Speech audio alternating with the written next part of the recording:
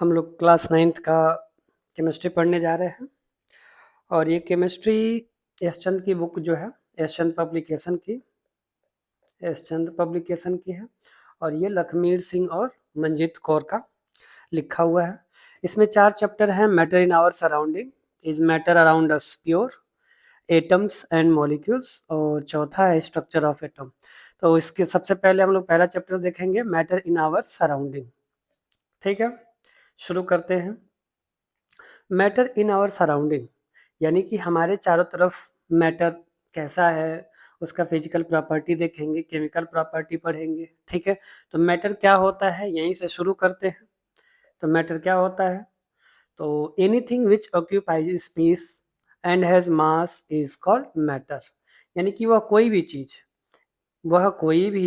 चीज जो क्या ऑक्यूपाई करता है, एक मिनट, वह कोई भी चीज जो स्पेस ऑक्यूपाई करता हो, उसमें मास हो, तो उसे हम मैटर कहते हैं। ठीक है, अब मैटर जैसे ये बुक हो गए, किताबें हो गए, डेस्क बेंच, ये सब मैटर है। क्वेश्चन ये उठता है, एयर क्या मैटर है? तो air is also matter. Air क्या है? मैटर है। क्यों? क्योंकि एयर में जो एयर होता है उसमें स्पेस भी ऑक्यूपाई करता है, स्पेस और मास भी होता है। इसको हम ऐसे समझ सकते हैं कि जब आंधी या तूफान जब आती है तो उस केस में किसी भी ऑब्जेक्ट पे प्रेशर एग्जर्ट करता है, तो यानी वो अपने मास का एक्सपीरियंस कराता, अनुभव कराता, तो हमें पता चलता है कि एयर में मास भी है। ठीक है, और उसके बाद स्पेस, जैसे अगर कोई कमरा है, अगर उस कमरे में 2 दरवाजे हैं या खिड़की है, तो जनरली खिड़की और दरवाजे तो होते ही हैं किसी भी कमरे में। ठीक है, चलो एक यहाँ बनाता हूँ, एक फॉर एग्जांपल समझने के लिए। ये कमरा हो गया यहाँ पे। अब इस कमरे में एक यहाँ पे दरवाजा हो गया, ठीक है ना, ये दरवाजा हो गया और ये विंडो हो गया। अब जब हम ये दोनों पहले क्या करेंगे, बंद नहीं रहेगा, पहले ऐसे चिपका देंगे, फिर एक को अगर खोलेंगे तो ये ऑटोमेटिक खुल जाएगा। क्यों? क्योंकि जैसे ही खोलते या बंद करते हैं, अगर बंद ही कर रहे हैं इधर से, तो यह एयर को कंप्रेस करता है, तो उस एयर को, यानी कि जो ऑलरेडी इसमें फील्ड है, उसे निकलने के लिए जगह चाहिए, तो ये विंडो के रास्ते निकलने की कोशिश करता है। तो इससे हमें ये पता चलता है कि एयर के पास क्या है, स्पेस और मास, यानी कि एयर स्पेस ऑक्यूपाई करता है और मास भी होता है। ठीक है, आगे बढ़ते हैं। अब इसमें बहुत सारी चीजें दिया हुआ है कि if we look around us we can see a large number of things of different shapes, size, texture, ये सब होते हैं और ये सभी चीजें, वो लिविंग हो सकता है, नॉन लिविंग हो सकता है, वो सब क्या है, मैटर है। ठीक है, the only condition for this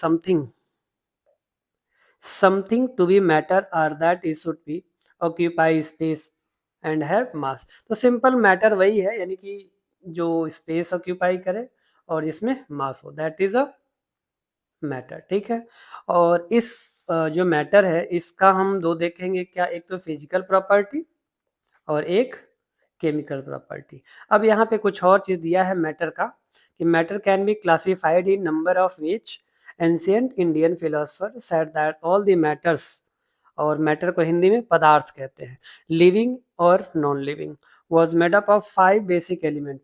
5 basic element से मतलब जो भी लिविंग है यानी कि जो जिंदा है, नॉन लिविंग, तो लिविंग और नॉन लिविंग ये दोनों चीजें 5 चीजों से मिलके बनी है। क्या क्या?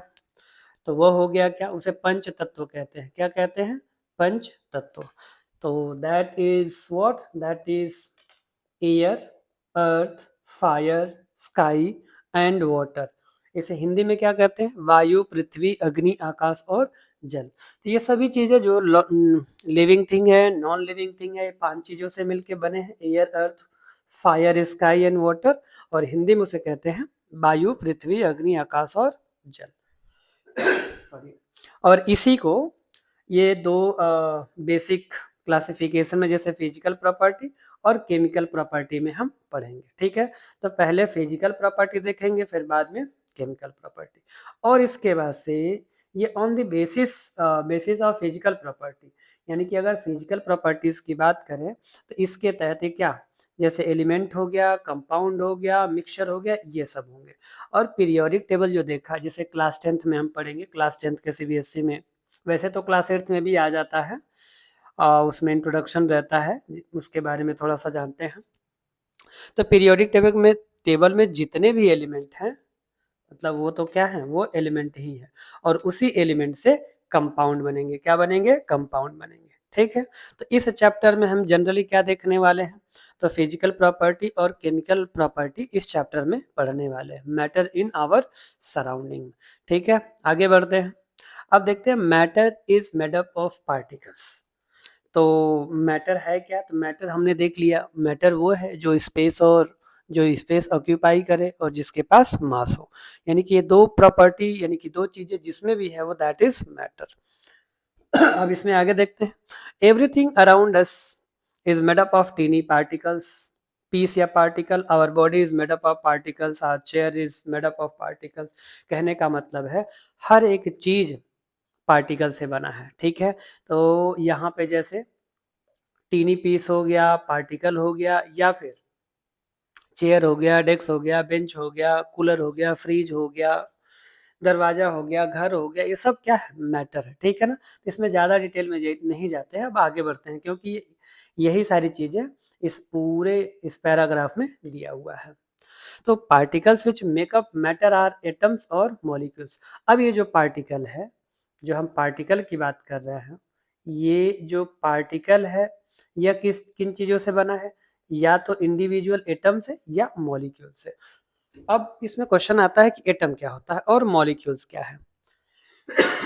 सॉरी। तो पीरियोडिक टेबल में जितने भी लगभग इस समय कितने हैं, 118 एलिमेंट है।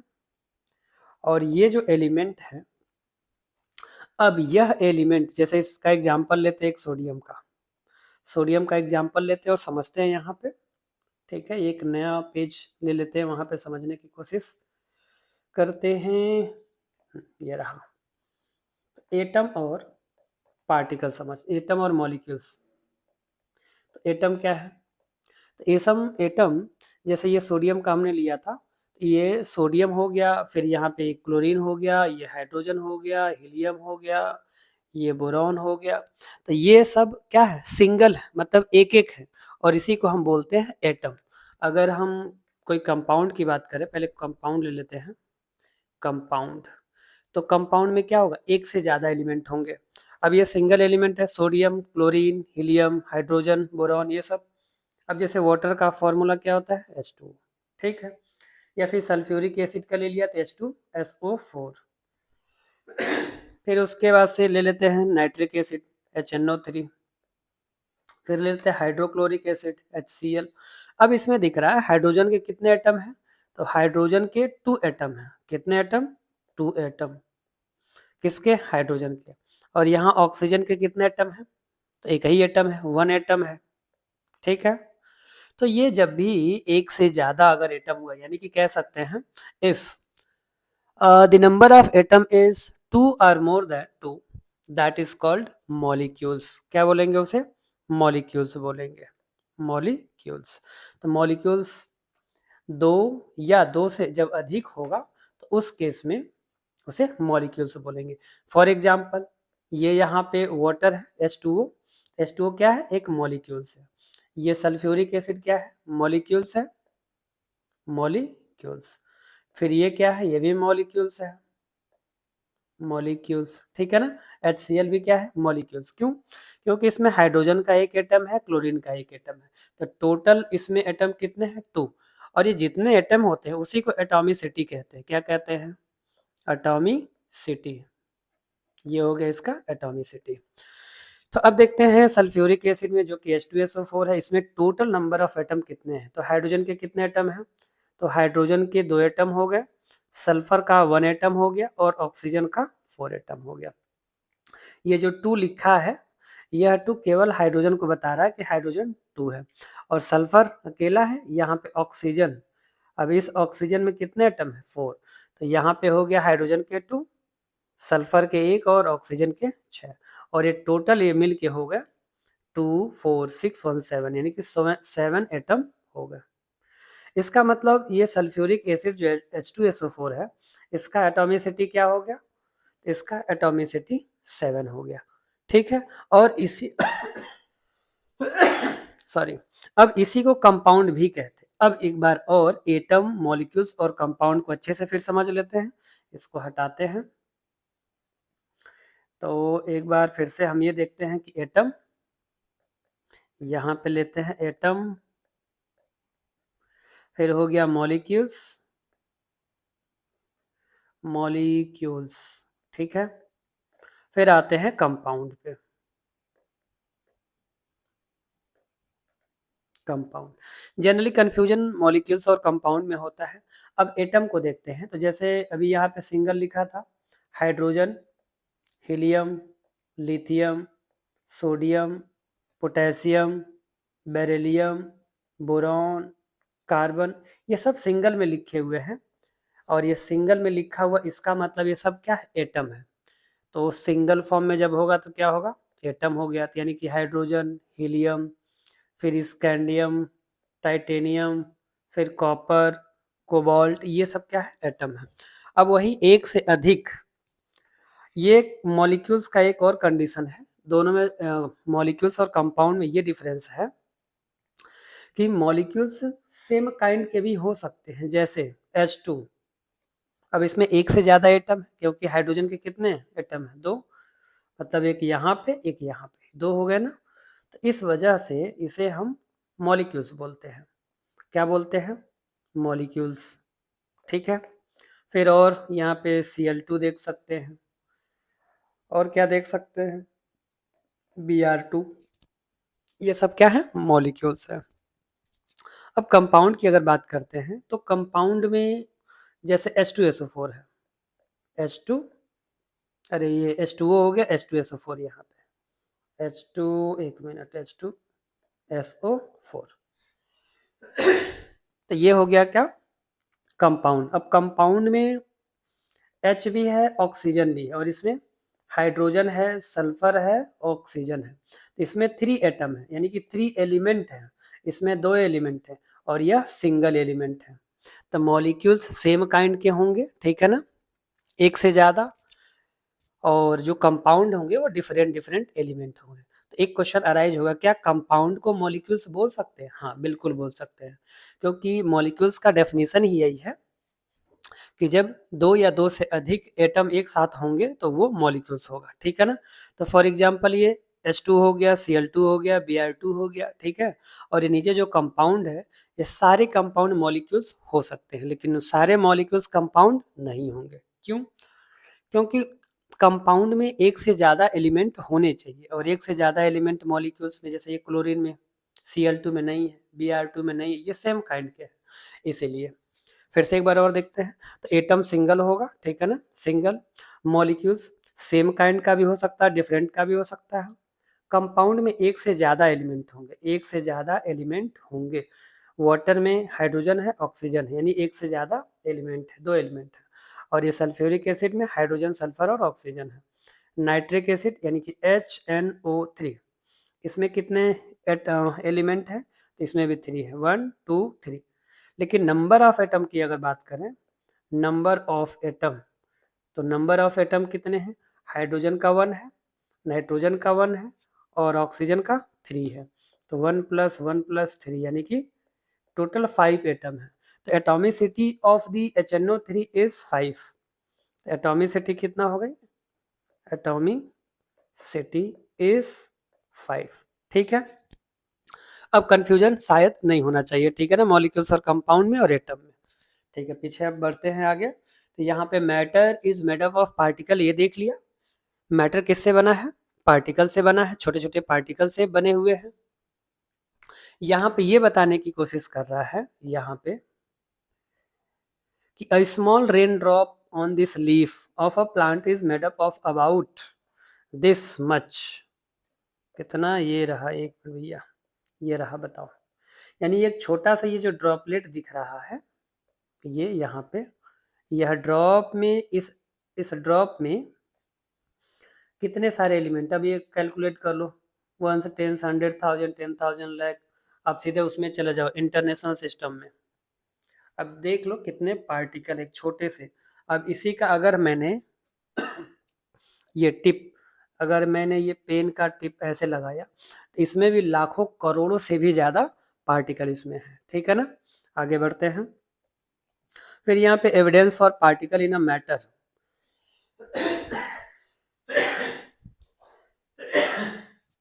सॉरी, तो इसको जस्टिफाई कैसे करेंगे, evidence for particle in a matter. तो यहाँ पे ये एक, यहाँ पे this picture shows the diffusion of the potassium पर मैग्नेट। यह पोटेशियम पर मैग्नेट क्या है, पोटेशियम पर मैग्नेट यहाँ, अरे यार, पोटेशियम पर मैग्नेट यहाँ पे ये लिक्विड में मिक्स किया गया है, तो कैसे किस तरह से मिक्स हो रहा है, उसके पार्टिकल, हर एक पार्टिकल पूरे सॉल्यूशन में मिक्स हो जाएंगे, ठीक है ना। अब आगे यहाँ पे देखते हैं, यहाँ पे क्या बताने की कोशिश कर रहा है, dissolving a solid in a liquid, यानी कि कोई सॉलिड पाउडर ले लिया है और सॉलिड पाउडर वो क्या है, पोटेशियम परमैग्नेट है। पोटेशियम परमैग्नेट क्रिस्टल लिया गया है यहाँ पे, ये नीचे, और उसके बाद से ये वाटर अब इसी में एक जगह यहाँ पे रखा, तो ये धीरे धीरे पूरे इस सॉल्यूशन में यहाँ फैलना शुरू हो रहा है और ये पूरी तरह से यहाँ पे तीसरे डायग्राम में फैल गया है। तो all the water becomes purple, यानी कि ये कहने की कोशिश कर रहा है कि जो वाटर के बीच में जो गैप होते हैं उसमें ये पूरी तरह से मिक्स हो गया है, ठीक है। अभी आगे देखेंगे सॉलिड क्या होता है, लिक्विड क्या होता है, गैस क्या होता है, और उनके बीच के डिफरेंसेस क्या होते हैं, किसमें पार्टिकल के बीच में डिस्टेंस ज़्यादा होता है, किसमें कम होता है, किसमें फोर्स ऑफ अट्रैक्शन ज़्यादा है, किसमें कम है, potential energy, kinetic energy, density, ये सब, ठीक है ना। आगे बढ़ते हैं। अब आगे देखते हैं, ये तो हमने, ठीक है, आगे ये रहा। अब यहाँ बताने की ये कोशिश कर रहा है कि जो पोटेशियम पर मैग्नेट वाटर में मिक्स किया था वो कैसे मिक्स हुआ है। तो वाटर के बीच में गैप होता है, यानी कि थोड़ा सा, जैसे अभी यहीं पे थोड़ा सा अगर समझ लेते हैं, सॉलिड, लिक्विड, गैस। तो सॉलिड के पार्टिकल बहुत पास पास होते हैं, ऐसे पास पास होते हैं, और लिक्विड के पार्टिकल ये दूर दूर होते हैं, ऐसे इनके बीच में गैप होता है। और गैस की बात करें तो ये बहुत दूर होते हैं, बहुत दूर होते हैं। तो सॉलिड के जो पार्टिकल हैं उसमें फोर्स ऑफ अट्रैक्शन ज़्यादा होता है, लिक्विड में कम होता है, और गैस में नेग्लिजिबल होता है। इसीलिए गैस के पार्टिकल कभी इधर जाएंगे, कभी इधर जाएंगे, कभी इधर जाएंगे, चारों तरफ रैंडम मोशन कहते हैं, उसे ब्राउनियन मोशन भी कहते हैं। तो ब्राउनियन मोशन, रैंडम मोशन, यानी किसी भी डायरेक्शन में वो मूव करते रहते हैं, ठीक है ना। ठीक है, आगे बढ़ते हैं। तो अब इसमें देखते हैं, यहाँ पे ये पोटेशियम परमैग्नेट रखा गया, तो अब ये धीरे धीरे चारों तरफ फैलना शुरू हो गया, ठीक है ना। जैसे ये फैल के यहाँ पे आ गया, यहाँ पे आ गया, ये रहा, ठीक। और कुछ समय बाद ये पूरी तरह से, ये जितने भी इसके पार्टिकल, जितने भी इसके एटम हैं, जितने भी पोटेशियम परमैग्नेट के एटम हैं, ये throughout the solution and throughout the water has been dispersed, ठीक है ना, पूरी तरह से मिक्स हो गए। तो वाटर के जो पार्टिकल है उनके बीच में स्पेस होता है, और उसी की वजह से कोई भी चीज़ जब हम मिक्स करते हैं वाटर में तो उसमें मिक्स हो जाता है। लेकिन जब उस वो पूरी तरह से सैचुरेटेड हो जाएगा, यानी उसके बीच में कोई जगह नहीं होगा, फिर कुछ मिलाएंगे तो मिक्स नहीं होगा। फॉर एग्जाम्पल ये समझ लेते हैं, ये ले लेते हैं एग्जाम्पल, जैसे वाटर और शुगर मिलाते हैं, अगर वाटर और अगर शुगर मिलाते हैं, तो ये शुगर को वाटर में ऐसे यहाँ पे वाटर ले लिया और शुगर इसमें ऐड कर रहे हैं।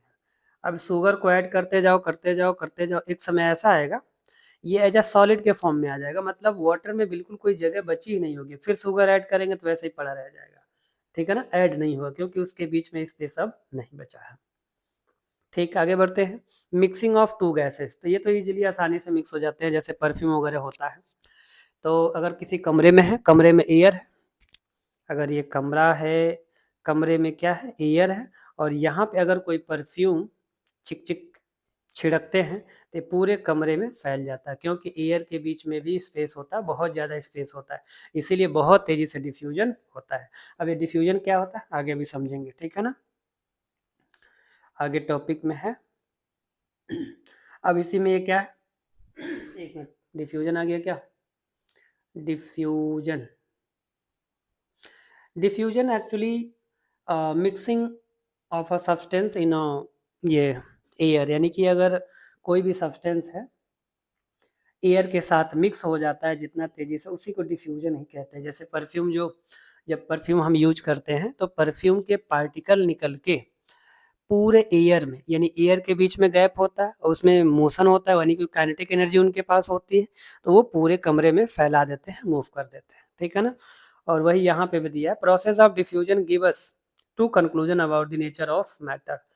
तो पहला क्या है, that matter is made up of tiny particles. Obviously जो मैटर है वो टीनी पार्टिकल से बना होता है, टीनी पार्टिकल से, और the particles of matter are constantly moving. It mean that what we can say that, तो वी कैन से दैट कि जो मैटर है, मैटर तो छोटे छोटे पार्टिकल से बने, ठीक, पहली बात सही है। दूसरी बात, ये कॉन्स्टेंटली मूविंग, इसका मतलब ये हुआ कि इसमें काइनेटिक एनर्जी होता है। कौन सा energy, kinetic energy, half M we square, ठीक है ना। तो M is a mass, M is mass हो गया, और वी इज वेलोसिटी, क्या है, वेलोसिटी, ठीक है ना। तो जिस भी पार्टिकल में मोशन होगा, मोशन होने का मतलब उसमें वेलोसिटी है, और वेलोसिटी होगा तो obviously that will be move in all direction. तो इसी वजह से ये गैस के जो पार्टिकल है वो मूव करते रहते हैं, ब्राउनियन मोशन होता है। और यहाँ पे एक डायग्राम भी दिख रहा है, डायग्राम दिया, movement of pollen grains in water.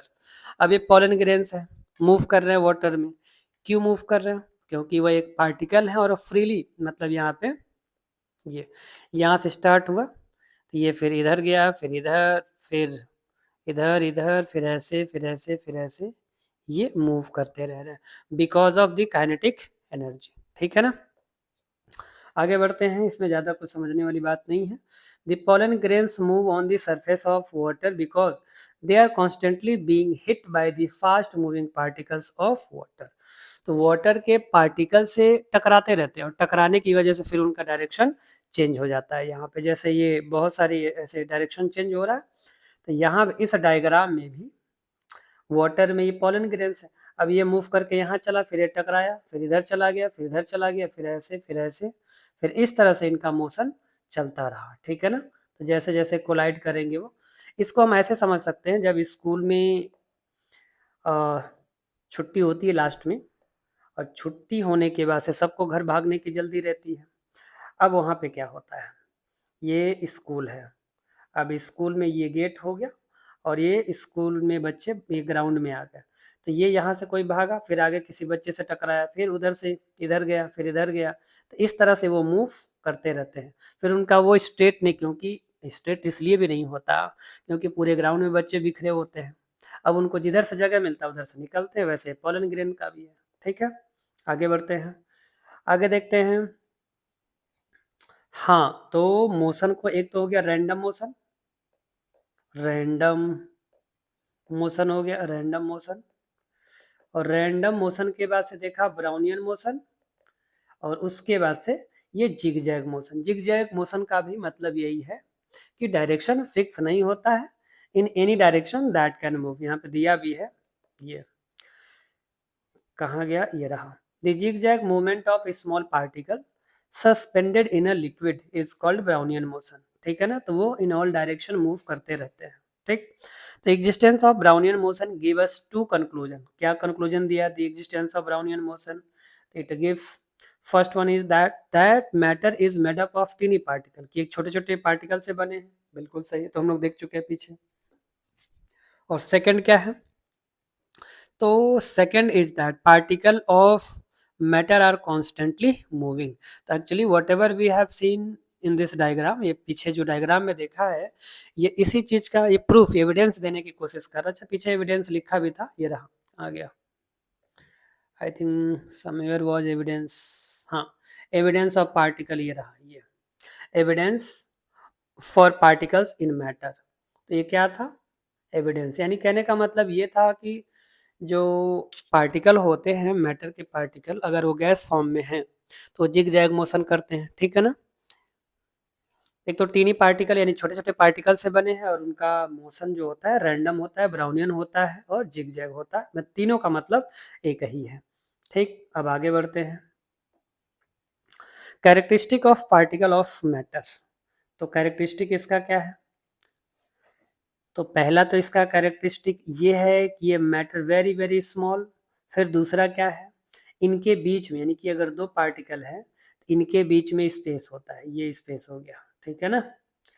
तो दूसरा हो गया, पहला तो ये हो गया ये टीनी पार्टिकल, दूसरा स्पेस हो गया, क्या हो गया, space between them. And third is particle of matter are constantly moving, ये लगातार मूव करते हैं, इसमें काइनेटिक एनर्जी होती है।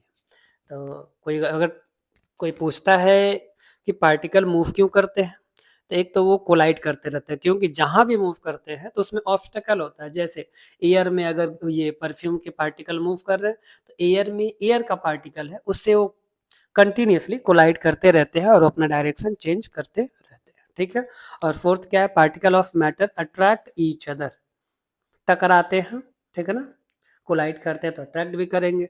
सॉलिड में ये force of attraction between two particle is more than in comparison to water and gas. Gas और वाटर के कंपैरिजन में सॉलिड के पार्टिकल के बीच जो फोर्स ऑफ अट्रैक्शन है ज़्यादा, जिसे हम इंटरमोलिकुलर फोर्स भी कहते हैं, ठीक है। आगे बढ़ते हैं, the particle of matter are very small, ये देख लिया है, ठीक है। ये बहुत ही छोटे हैं, तो इसमें ज़्यादा घुसने की ज़रूरत नहीं है, आगे बढ़ते हैं। फिर दूसरा क्या कह रहा है, the particles of matter have space between them, ये भी देख लिया। पहला क्या है, एक तो छोटे पार्टिकल होते हैं, मतलब टीनी पार्टिकल, ठीक है। दूसरा हो गया उसमें स्पेस हो गया, इधर आजा भैया। सेकंड क्या है, स्पेस होता है। अभी इन सबको हम एक जगह डायग्राम बनाएंगे, सब देख लेंगे। और ये यहाँ पे इस डायग्राम से यही दिखाने की कोशिश कर रहा है, particle of matter are constantly moving. ये जो गैस है, यानी कि ये यहाँ पे, यहाँ इसमें अगरबत्ती जलाई गई है, अगरबत्ती का, यानी कि जिसे इंसेन स्टिक भी कहते हैं अगरबत्ती। तो जब इसको हम जलाते हैं तो उसका धुआं ऊपर जाता है और पूरे एटमॉस्फेयर में फैल जाता है। वो इसी वजह से, क्योंकि जो एयर है, एयर एयर के पार्टिकल ऐसे हैं इस तरह से, इसमें बहुत ज़्यादा स्पेस है, और स्पेस होने के नाते ये जो गैस है, गैस के पार्टिकल इसके बीच में सेटल डाउन हो जाते हैं और मूव करना स्टार्ट कर देते हैं, ठीक है। आगे बढ़ते हैं। तो ये वही कहना चाह रहा है, the best evidence that particles of matter are constantly moving comes from studies of diffusion. तो डिफ्यूजन में क्या था, वही स्प्रेड आउट, मतलब ये जो मूव करके एयर के बीच में जो स्पेस है उसमें फिट हो जाते हैं और मूव करने लगते हैं, ठीक है ना। तो दैट इज अ डिफ्यूजन या Brownian motion. When we light or burn in a scene stick अगरबत्ती in one corner of a room, its fragrance pleasant smell spread in whole room quickly। ये इसीलिए होता है क्योंकि एयर के बीच में space होता है, ठीक है। आगे बढ़ते हैं। ये सारा कुछ वही समझाने बताने की कोशिश किया है, particle of matter attract each other. तो सॉलिड के जो पार्टिकल होते हैं वो एक दूसरे को अट्रैक्ट करते हैं। अभी इसको फिर हम डायग्राम में देखेंगे, सभी चीज़ों को एक जगह हम लोग समराइज करके पढ़ेंगे, ताकि ये सारा देखने की जरूरत ना पड़े, तुरंत समझ में आ जाए एक बार देखने में, ठीक है। यहाँ सॉलिड रिजिड की बात किया, रिजिड और फ्लूइड, ठीक है। तो रिजिड मीन्स क्या है, रिजिड मीन्स इनफ्लेक्सिबल, वो फ्लेक्सिबल नहीं होगा रबड़ की तरह से, जैसे जिधर भी चाहे उसे हम मोड़ नहीं सकते हैं, जैसे यहाँ पे स्टोन दिया, ये है रिजिड, ठीक है। और fluid means material which can flow easily require a vessel container to keep. तो जो फ्लूइड होता है, यानी कि जैसे हमारे पास ये क्या नाम है, जो मैटर होता है वो तीन तरह के होते हैं, यानी मैटर के जो टाइप है वो क्या है, सॉलिड, लिक्विड और गैस। ये तीन हो गए। अब ये जो सॉलिड है, सॉलिड के पार्टिकल टाइटली पैक होते हैं, ये लिक्विड और गैस हो गया। तो गैस को ये लिक्विड को भी फ्लूइड कहते हैं, क्या कहते हैं, फ्लूइड। और गैस को भी क्या कहते हैं, फ्लूइड कहते हैं, क्योंकि ये दोनों फ्लो करते हैं, इसीलिए इसे फ्लूइड कहते हैं, ठीक है ना। आगे बढ़ते हैं। तो अ गैस यहाँ पे दिया हुआ है, a gas fluid from a gas is a fluid form of matter which fills the whole container which it is kept। यानी कि गैस को तो कहीं भी अगर थोड़ा सा भी गैस या फिर परफ्यूम छिड़कते हैं तो पूरे कमरे को फिल कर देता है, वाटर ऐसा नहीं कर पाएगा, लेकिन हाँ वो जहाँ तक मूव कर सकता है वो सरफेस में मूव करेगा। ठीक है, आगे देखते हैं। अब पहले हम लोग यहीं पे समझ लेते हैं सॉलिड लिक्विड गैस का, ठीक है, फिर आगे बढ़ेंगे। तो एक नया पेज लेते हैं, ये रहा। अब देखते हैं पहले ये मैटर, एक मिनट, मैटर हो गया। अब ये मैटर जो है तीन तरह का, एक हो गया सॉलिड, फिर लिक्विड, फिर हो गया गैस।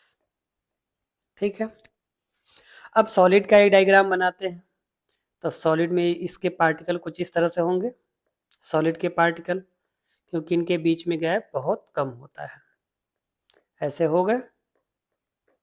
लिक्विड का पार्टिकल थोड़े दूर होते हैं, ये ऐसे कुछ हो गए, और गैस के पार्टिकल और दूर दूर होंगे।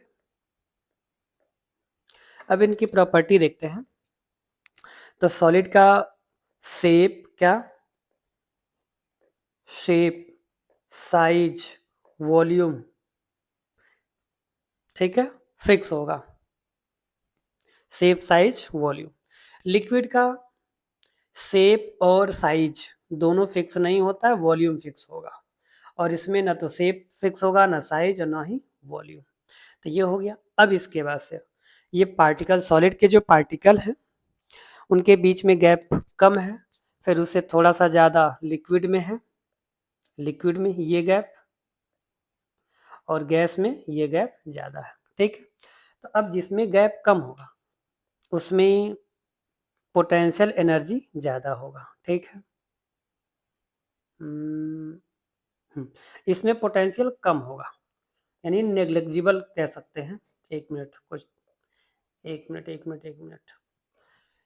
ठीक है, इधर देखते हैं, पहले यहाँ से शुरू करते हैं। ये काइनेटिक एनर्जी इसमें बहुत ज़्यादा होगा, हाई होगा गैस में। क्यों? क्योंकि गैस के जो पार्टिकल हैं वो फ्री होते हैं, यानी कि इनके बीच का फोर्स ऑफ अट्रैक्शन लगभग नेग्लिजिबल होता है, इसीलिए एक दूसरे को ये बाइंड करके नहीं रख पाते हैं। तो इसमें काइनेटिक एनर्जी सबसे ज़्यादा गैस में, फिर ये काइनेटिक एनर्जी लिक्विड में गैस से कम होगा, लेकिन सॉलिड से ज़्यादा होगा काइनेटिक एनर्जी। ठीक है, तो सबसे ज़्यादा काइनेटिक एनर्जी किस में हो गया? गैस के पार्टिकल में। तो पोटेंशियल एनर्जी लगभग 0 के बराबर होगा गैस में। ठीक है, और यही पोटेंशियल एनर्जी हाई होगा कहाँ पे? सॉलिड में। अब इन दोनों के बीच में पोटेंशियल एनर्जी लिक्विड में होगा। ठीक है ना, तो potential energy is greater than the potential energy of liquid and solid. Similarly, we can say that kinetic energy of gas is great. अरे एक मिनट, कुछ गड़बड़ नहीं हुआ है, फिर से एक बार देख लेते हैं। तो काइनेटिक एनर्जी गैस में मैक्सिमम होगा, लिक्विड में कम होगा, और सबसे कम सॉलिड में होगा।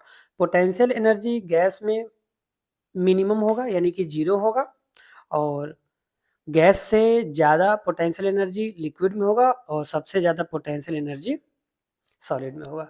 पोटेंशियल एनर्जी जिसमें ज़्यादा है, ज़्यादा होने का मतलब है कि वह रेस्ट में होगा। ठीक है ना, और सॉलिड के पार्टिकल क्या होते हैं? रेस्ट में ही होते हैं, वो बस वाइब्रेट कर पाते हैं अपने प्लेस पे ही। तो इसीलिए पोटेंशियल एनर्जी सॉलिड में ज़्यादा होगा। ठीक है ना, और गैस में कम, क्योंकि उस गैस के पार्टिकल कंटिन्यूसली मूव करते रहते हैं। अगर ये कंटिन्यूसली मूव कर रहे हैं तो पोटेंशियल एनर्जी कहाँ से रहा? नहीं है, तभी तो ये मूव कर रहे हैं। और काइनेटिक एनर्जी का फॉर्मूला क्या है? तो काइनेटिक एनर्जी का formula half M we square होता है, हाफ एम वी स्क्वायर, यानी कि वेलोसिटी है उसमें, और वेलोसिटी होने की वजह से मोशन है। और पोटेंशियल एनर्जी का फॉर्मूला होता है m g h, m g h. ठीक है ना, तो पोटेंशियल एनर्जी हाइट पे डिपेंड करता है। ठीक, अब रिजिडिटी की बात करते हैं। तो सॉलिड ज़्यादा रिजिड है, liquid can flow, and gas also can flow, solid can not flow. ठीक है ना, और क्या देखते हैं? वॉल्यूम हो गया, शेप साइज हो गया, काइनेटिक एनर्जी, पोटेंशियल एनर्जी हो गया, इंटरमोलिकुलर फोर्स। इंटरमोलिकुलर फोर्स का मतलब ये जो यहाँ पे दो एटम हैं, उन एटम के बीच का जो स्पेस है, सबसे कम सॉलिड में है, थोड़ा सा ज़्यादा लिक्विड में है, और सबसे ज़्यादा गैस में है। ठीक है, तो इंटरमोलिकुलर फोर्स हो गया, क्या क्या हो गया? शेप साइज वॉल्यूम, रिजिडिटी हो गया, रिजिडिटी मतलब ये सबसे ज़्यादा टफ यानी कि कठोर यानी कि सॉलिड, सॉलिड ही होगा, फिर ये लिक्विड, फिर गैस, ठीक है। तो shape, size, volume, kinetic energy, potential energy, हाँ स्ट्रेंथ की बात करेंगे तो स्ट्रेंथ भी सबसे ज़्यादा सॉलिड का होगा, फिर लिक्विड का, फिर सबसे कम गैस का, ठीक है। अब अगर कुछ चीज़ छूटा होगा तो आगे हम देख लेंगे, ठीक है ना, आगे बढ़ते हैं। अब यहाँ पे दिया प्रॉपर्टीज ऑफ लिक्विड, तो जो पीछे देखे वही तो इसी तरह से प्रॉपर्टी ऑफ सॉलिड, फिर लिक्विड, फिर गैस, तीनों का देखेंगे तो किसी एक का अगर समझ लेंगे तो सबका एक्सप्लेन कर सकते हैं, ठीक है। Now let's see properties of liquid. तो लिक्विड का प्रॉपर्टी क्या है, पहला तो यही है फिक्स्ड वॉल्यूम होगा और इसका कोई शेप फिक्स नहीं होता है, ठीक है। और दूसरा ये कंप्रेस नहीं कर सकते, ठीक है ना, कैन नॉट बी कंप्रेस्ड। फिर अगला क्या है, moderate to high density, moderate to high density यानी कि less dense than the solid, obviously क्योंकि सॉलिड के जो पार्टिकल हैं बहुत पास पास पीछे देखे थे एग्जाम्पल वो डायग्राम में पास पास थे, तो उसकी डेंसिटी सबसे अधिक। अब डेंसिटी होती क्या है एक बार समझ लेते हैं फिर से यहाँ पे।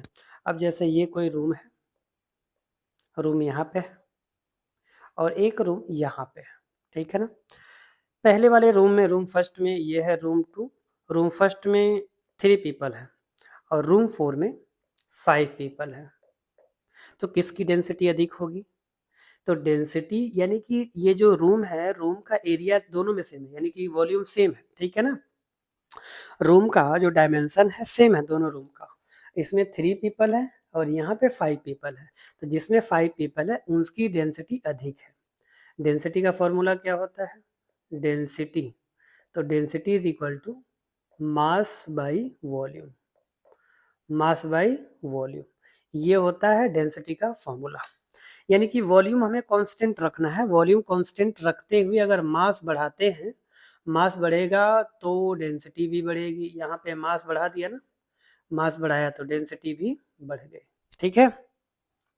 तो ये नंबर ऑफ पीपल जब बढ़ा रहे हैं, नंबर ऑफ पीपल, यहाँ पे 3 ही पीपल थे और यहाँ पे देयर आर 5, यहाँ 5 होने की वजह से उनका मास बढ़ गया, मास बढ़ने की वजह से डेंसिटी बढ़ गई, ठीक है। तो वही यहाँ पे कह रहा है, यानी कि सॉलिड में क्या होता है, कम जगह में ज़्यादा मॉलिक्यूल्स होते हैं और लिक्विड के कम मॉलिक्यूल्स यानी कि एटम होते हैं, ठीक है ना। तो इसीलिए डेंसिटी सॉलिड का ज़्यादा होता है, ज़्यादा डेंस होता है, घना होता है, और लिक्विड कम डेंस होता है। और सबसे कम डेंस कौन होता है, गैस, ठीक है, क्योंकि उसके पार्टिकल तो और दूर दूर होते हैं, ठीक है। आगे बढ़ते हैं। तो ये लिक्विड का प्रॉपर्टी में क्या क्या देखा, लिक्विड के प्रॉपर्टी में देखा कि फिक्स वॉल्यूम होता है, शेप फिक्स नहीं होता है, फिर ये कंप्रेस नहीं कर सकते, और इसकी density moderate to high density होता है, जबकि लेस देन यानी कि डेंस ऑफ अरे सॉलिड की डेंसिटी से कम होता है। फिर अगला पॉइंट क्या है, do not fill their container completely. अब जैसे वाटर है, तो वाटर यहाँ पे आधा गिलास भरा हुआ है, हाफ गिलास है। अब इसको किसी ऐसे कंटेनर में रखते हैं तो क्या ये पूरे कंटेनर को फिल कर देगा, नहीं। तो वही कह रहा है, liquid do not fill their container completely. लेकिन गैस एक जगह थोड़ा सा चिक चिक यानी कि परफ्यूम मारते हैं तो पूरे कमरे में फैल जाता है। तो गैस क्या कर सकता है, गैस पूरे कंटेनर को फिल कर सकता है, ठीक है। और यह लिक्विड जनरली फ्लो इजीली, आसानी से लिक्विड फ्लो करता है, ठीक।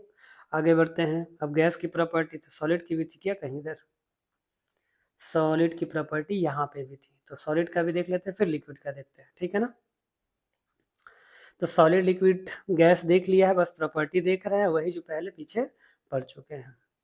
तो इसमें क्या कह रहा है, solid have a fix shape होता है, फिक्स वॉल्यूम होता है, ठीक।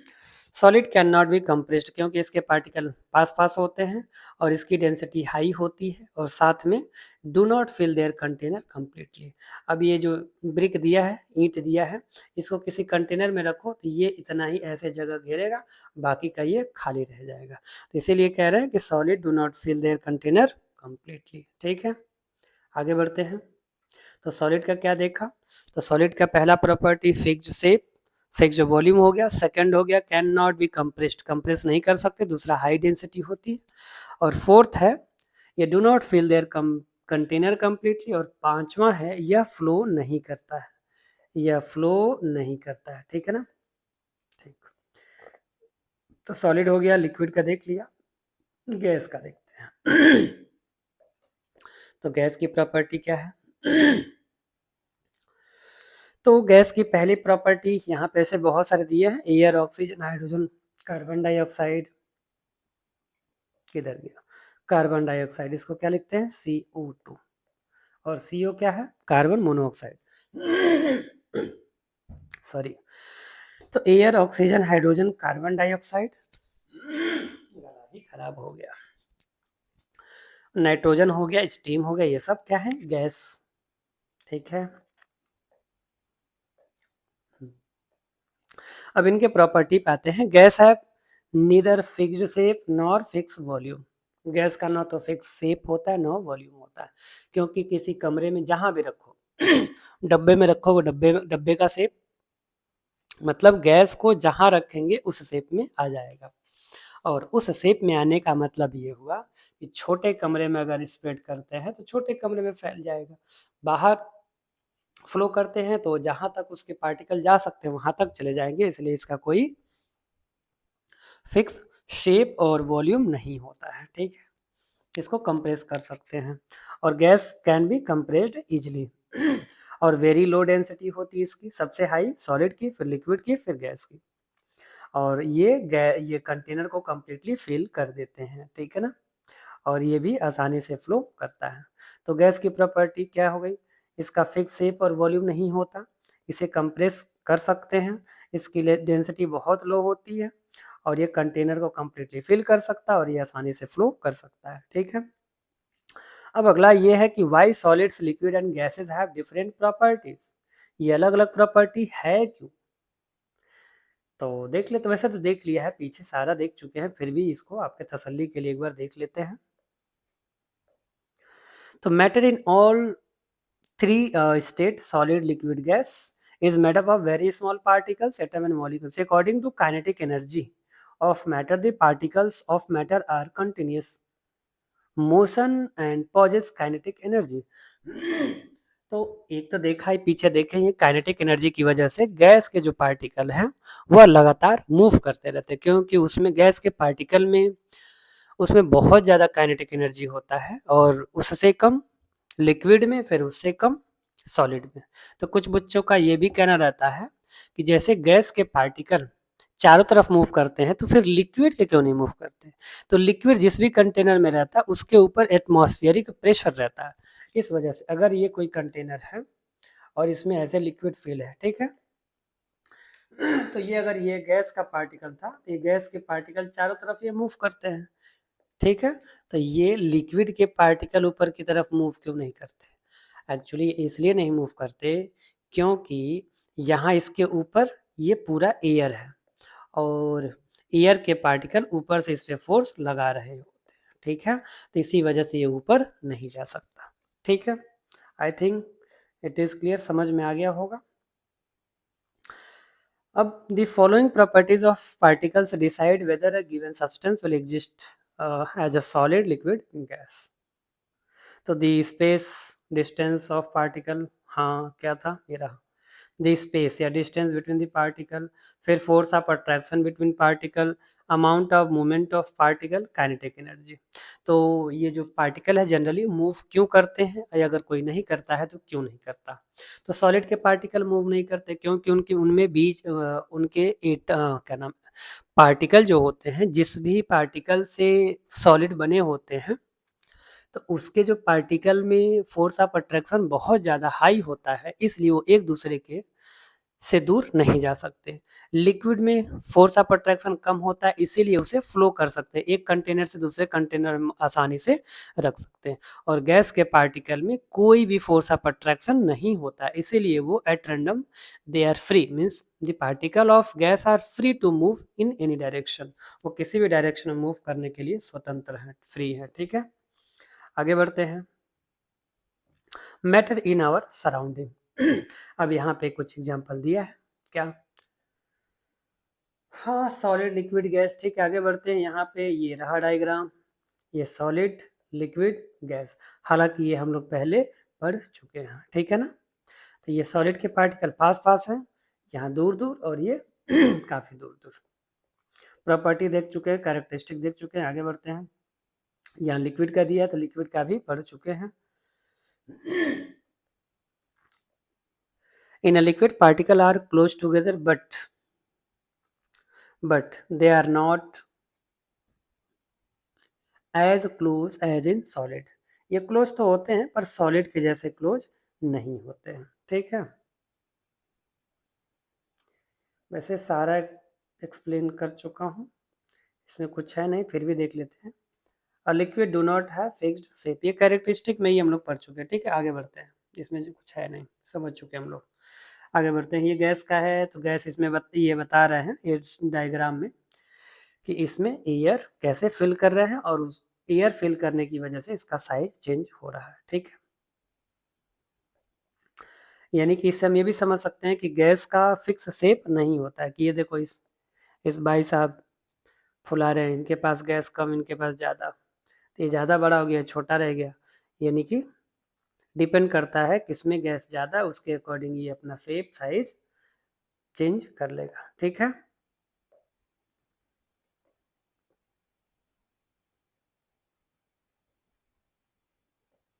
ठीक है, आगे बढ़ते हैं।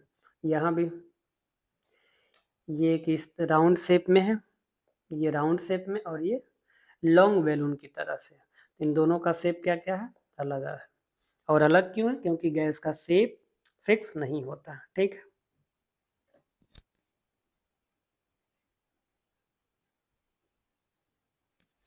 अब इसमें to show this solid and liquid can not be compressed,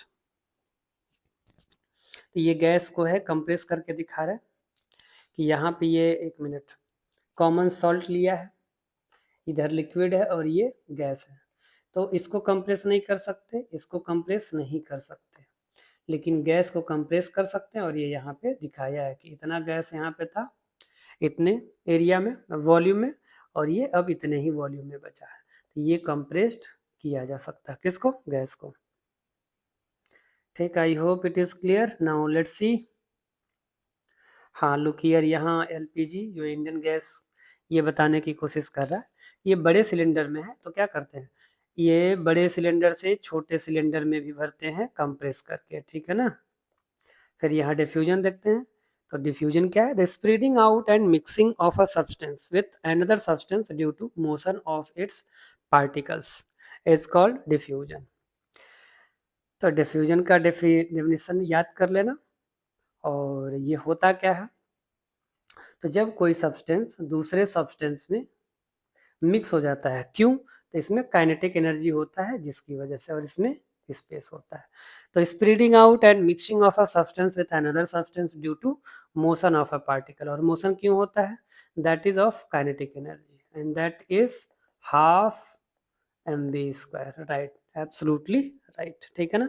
तो काइनेटिक एनर्जी की वजह से ये मूव करता है, ठीक है। Diffusion is property of matter which is based on the motion of its particles। Diffusion is fastest in gases, slowest in solid। तो सबसे, एक मिनट, हाँ, ये समझना है, जैसे गैस में तो समझ में आ गया कि डिफ्यूजन होता है। एक नया पेज लेके समझते हैं कि जो सॉलिड है, ये रहा सॉलिड, लिक्विड, गैस। अब डिफ्यूजन समझते हैं। डिफ्यूजन डिफ्यूजन गैस में डिफ्यूजन ज़्यादा होता है और हम देख पाते हैं कि दो गैस मिला दिया, आसानी से मिल गया। लेकिन सॉलिड में डिफ्यूजन कैसे होता है, इसका एग्जाम्पल क्या है, तो सॉलिड का एग्जाम्पल, जब हम चौक से, अब तो हर जगह स्मार्ट बोर्ड हो गया, जब चौक से पढ़ते थे हम लोग ब्लैक बोर्ड पे या फिर ग्रीन बोर्ड पे, तो जब भी हम चौक से कुछ लिखते हैं और उसको छोड़ देते, इरेज ना करें 1 वीक 2 वीक तक, तो वो उसमें चिपक जाता है, फिर छुड़ाने पे उसे बहुत मुश्किल होता है, ऐसे छुड़ाने पे छूटता नहीं था। तो that is example of diffusion, क्योंकि वो उसमें मिक्स हो रहा है धीरे धीरे। लिक्विड भी आसानी से मिक्स हो जाता है, लिक्विड का लिक्विड से, फिर गैस का गैस से, ठीक है ना, डिफ्यूजन। अब इसमें ये जो सॉलिड लिक्विड गैस है, तो डिफ्यूजन देखेंगे सॉलिड का सॉलिड में, फिर सॉलिड का लिक्विड में, फिर सॉलिड का गैस में, फिर लिक्विड का सॉलिड में तो हो गया, लिक्विड का गैस में, लिक्विड का लिक्विड में, फिर लिक्विड का गैस में, फिर गैस का गैस में। तो ये सब टाइप ऑफ डिफ्यूजन है जिनको देखेंगे आगे, ठीक है ना। अब देखते हैं डिफ्यूजन ऑफ गैस। तो डिफ्यूजन ऑफ गैस तो जैसे कोई दो परफ्यूम ले लो, दोनों को मिला दो, या फिर एलपीजी गैस ले लो, उसमें मेथेन गैस मिला दो, तो that is example of diffusion हो गया इसमें, ठीक है ना। और इसमें आगे क्या कहना चाहता है, light gas diffuse faster than heavy gases. बिल्कुल, जो हल्के गैस होते हैं वह आसानी से मिक्स हो जाते हैं, डिफ्यूज हो जाते हैं, ठीक है ना। तो light gas diffusion, light gases diffuse faster than very heavy gas, ठीक है ना। द स्मॉल, ये खाना जब बनता है, भोजन किचन में बनता है, लेकिन जिस कमरे में हम होते हैं वहाँ तक स्मेल चला जाता है, ठीक है ना, उसका फ्रेगरेंस चला जाता है, महक चला जाता है, जिससे पता चलता है क्या बन रहा है, सब्जी, पूड़ी, दाल, ठीक है, या फिर कोई पकवान बन रहा है। तो that is cause of diffusion, क्योंकि वो जो गैस निकली है सब्जी से या फिर कोई जो पकवान बन रहा है उससे, यह एटमॉस्फेयर के एयर में मिक्स होके वहां तक फ्लो करके चला जाता है। तो this is example of diffusion. और यह डिफ्यूजन किसका है, गैस का, ठीक। आगे बढ़ते हैं, यहाँ भी कुछ एग्जांपल है अगरबत्ती का। तो पहले the fragrance of burning incense stick, यानी कि अगरबत्ती spread all around due to the diffusion of its smoke into the air, ठीक है। फिर उसके बाद से अगला example, the smell of perfume spread due to diffusion of perfume various into air, यानी कि परफ्यूम डिफ्यूजन के कारण एयर में मिक्स हो जाता है और जिससे महकता है। तो this was the example of ये गैस का हो गया। अब लिक्विड का देखते हैं। लिक्विड का भी है, एक तो पीछे देखा था पोटेशियम पर, वो भी वही यहाँ पे भी देखेंगे। एक एग्जांपल ये हो जाएगा हमारे लिए, डिफ्यूजन इन लिक्विड, ठीक है, देखते हैं। तो यहाँ पे the spreading of purple colour of potassium permanganate into water on its own, ये खुद से फैलता है, और due to the diffusion of potassium permanganate into the water, ठीक है ना। फिर अगला, spreading of blue colour of copper sulphate into water on its own is due to the diffusion of copper sulphate particles into water, यानी कि copper sulphate के जो particle हैं वो खुद से मिक्स हो जाते हैं वाटर में, और वाटर में मिक्स होके पूरे वाटर को कलरफुल बना देते हैं, ब्लू कलर दे देते हैं, कॉपर सल्फेट, हाँ कॉपर सल्फेट, ठीक है। और क्या है, स्प्रेडिंग ऑफ इंक, अगर कई बार देखो इंक पड़ जाता है, जैसे पानी पड़ता है पूरा फैलना शुरू हो जाता है, यानी कि किसी पानी में थोड़ा सा इंक डालेंगे तो पूरे पानी में इंक फैल जाता है, that is also example of diffusion of liquid, ठीक है।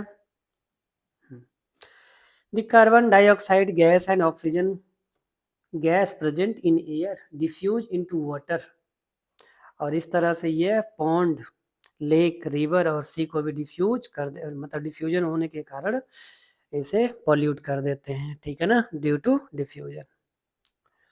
The rate of diffusion in liquid is much faster than the solid, और सबसे फास्टेस्ट किस में होता है, गैस में। अब सॉलिड का दिया है, diffusion in solid is very slow process, क्योंकि इसमें आसानी से इसके पार्टिकल पास पास होते हैं, इसलिए डिफ्यूज होना थोड़ा मुश्किल होता है, लेकिन ये हो जाता है। यहाँ पे एग्जांपल दिया है, क्या दिया है, if we write something on black board and leave it uncleaned for a considerable period of time 10 या 15 डेज, यानी कि किसी ब्लैक बोर्ड पे चौक से लिखते हैं और 10 से 15 दिन के लिए अगर छोड़ देते हैं तो वो उसमें स्टिक हो जाता है, चिपक जाता है, वो क्या है, दैट इज अ डिफ्यूजन।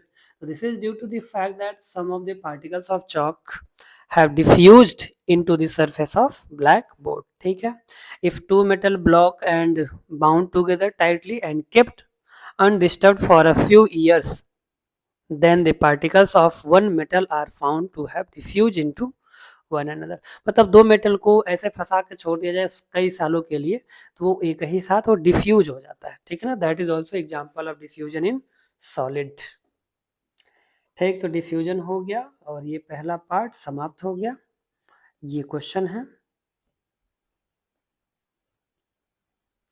शायद अब दिखेगा।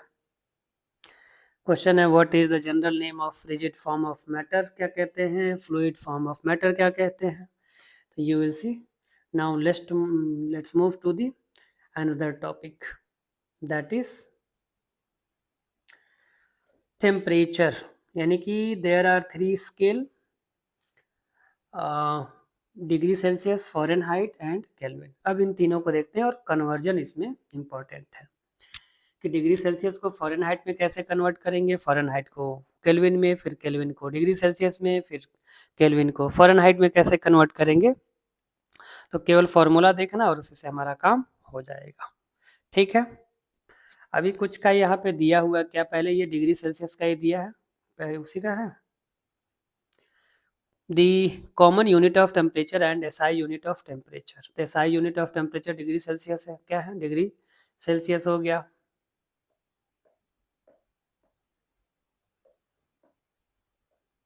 ठीक है। तो Celsius scale of temperature for measuring temperature in our everyday life. So common unit of measurement measuring temperature like melting point, boiling point. तो किसका मेजर करेंगे, मेल्टिंग पॉइंट का।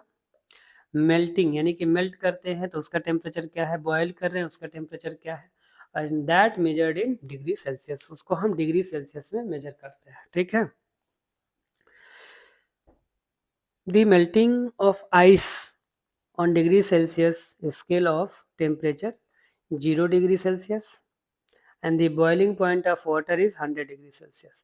यानी जो पानी है, पानी यानी कि H2O, इसका जो बॉइलिंग पॉइंट है जिस पे बॉयल होना स्टार्ट होता है दैट इज 100 डिग्री सेल्सियस, ठीक है। और ये अगर ये आइस में कन्वर्ट हो चुका है तो वो आइस फिर लिक्विड में कन्वर्ट होना स्टार्ट होगा कब, दैट 0 डिग्री सेल्सियस, ठीक है। तो it was the boiling point and melting point, ठीक है। आगे देखते हैं, इतना समझ में आ गया होगा। अब पहले फॉर्मूला लिखते हैं और फटाफट आगे बढ़ते हैं। कहाँ लिखे हैं, एक नया पेज ले लेते हैं, न्यू पेज, ये कहाँ चला गया। तो पहले हमें याद रखना है क्या, degree Fahrenheit 9/5 degree Celsius plus 32, एक ये हो गया। और उसके बाद से 273,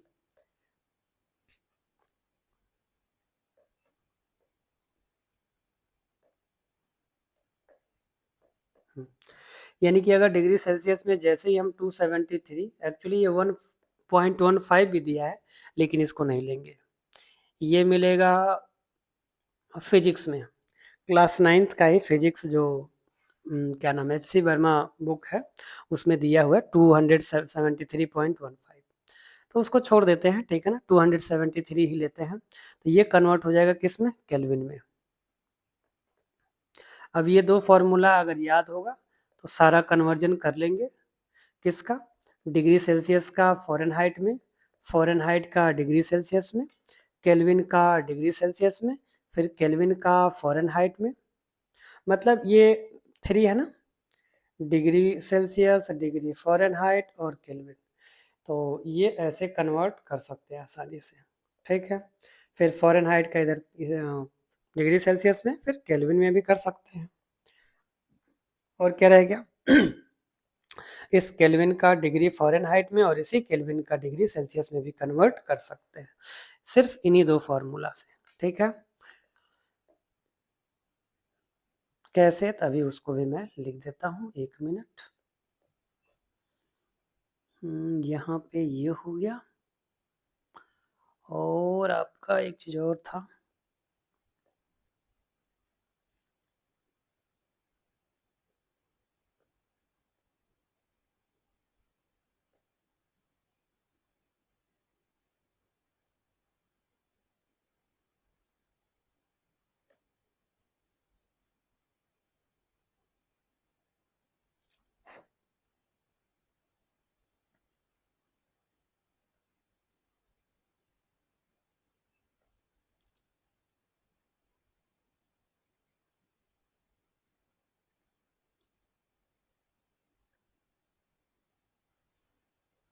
ठीक है। तो इसमें तो केवल यही फॉर्मूला दिया है, फिजिक्स में पढ़ेंगे, जब फिजिक्स का चैप्टर पढ़ेंगे तो इसमें ये भी आएगा। ठीक है, आगे बढ़ते हैं, यहाँ पे आते हैं। तो यहाँ पे यही दिया है कि अगर हम केल्विन में ले जाना है तो डिग्री सेल्सियस जो भी दिया उसमें 273 ऐड करना है और तुरंत वो किस में कन्वर्ट हो जाएगा, केल्विन में। ठीक है, इसका एक एग्जांपल लेके समझ लेते हैं। यहाँ पे अगर कोई 45 डिग्री सेल्सियस है और इसे कन्वर्ट करना है केल्विन में, केल्विन, तो केल्विन का K is equal two degree Celsius plus 273 और डिग्री सेल्सियस में कितना है 45, 45 ही रखते ही 273 ऐड कर दिया, कितना आएगा 5 और 3 8, 4 7 11 का 1 कैरी 1, यानी कि 318 केल्विन। ये हो गया आंसर।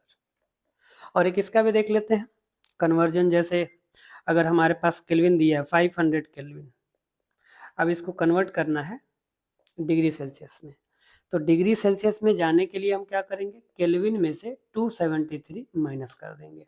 तो केल्विन यहाँ पे कितना दिया है इस क्वेश्चन का 500, जस्ट पुट हियर 500 माइनस 273।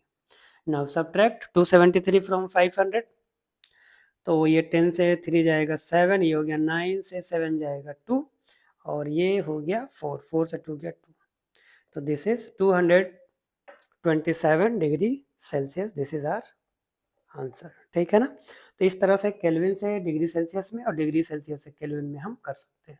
और आगे फिजिक्स में पढ़ेंगे जिसमें फ़ारेनहाइट भी आएगा। अब केल्विन को फ़ारेनहाइट में, डिग्री सेल्सियस को फ़ारेनहाइट में कैसे ले जाएंगे, और फ़ारेनहाइट से केल्विन में या फिर डिग्री सेल्सियस में कैसे आएंगे। ठीक है, आगे बढ़ते हैं। अब यहाँ पे चेंज, ये तो ठीक है, ये हो गया change of state of matter. तो change of state of matter, we can change the physical state of matter in 2 ways. तो मैटर का फिजिकल स्टेट हम 2 तरीके से चेंज कर सकते हैं, कौन कौन, by changing the temperature and changing the pressure. यानी कि टेम्परेचर चेंज करेंगे तो भी स्टेट चेंज होगा और प्रेशर चेंज करेंगे तो भी स्टेट चेंज होगा। ठीक है, एग्जाम्पल के तौर पे यहाँ पे दिया है, 2 factor which decide whether a given substance would be in a solid liquid gas state are temperature and pressure. इन दोनों 2 चीज़ों को अगर हम चेंज करते हैं तो उसका स्टेट सॉलिड लिक्विड गैस का चेंज कर सकते हैं। ठीक है ना, आगे बढ़ते हैं। Effect of change of temperature, अगर हम टेम्परेचर चेंज करते हैं यहाँ पे